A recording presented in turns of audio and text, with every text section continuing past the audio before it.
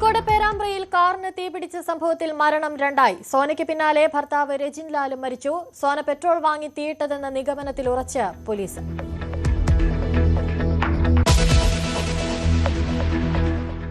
ടിനി ടോമിനെതിരെ ഗുരുതര ആരോപണവുമായി അൻസിബ. അമ്മ എക്സിക്യൂട്ടീവ് കമ്മിറ്റിയിൽ നിന്നുള്ള രാജിക്ക് കാരണം ടിനി ടോം. തനിക്കെതിരെ അവിഹിത കഥകൾ മെനഞ്ഞു, ജിഹാദിയെന്നും ആക്ഷേപിച്ചു. എന്നെ പറ്റി ഇങ്ങനെ പറഞ്ഞു. ഒന്നാമത് കുറെ അവിഹിത കഥകൾ പറഞ്ഞിട്ടുണ്ട്. ജിഹാദി പരാമർശം, അദ്ദേഹത്തിന്റെ ടിനി ടോം ചേട്ടന്റെ ഡ്രൈവർ ഉൾപ്പെടെ ഒരു പ്രൊഡക്ഷൻ കൺട്രോളുടെ മകനെ ഉൾപ്പെടെ ഞാൻ ഇസ്ലാമിലേക്ക് കൺവേർട്ട് ചെയ്യാൻ ശ്രമിച്ചു. അൻസിബ സഹോദരിയെ പോലെയെന്ന് ടിനി ടോം. പരാതിക്ക് പിന്നിൽ ഗൂഢാലോചന സംശയിക്കുന്നുവെന്ന് അമ്മ പ്രസിഡന്റ് ശ്വേതാ മേനോൻ.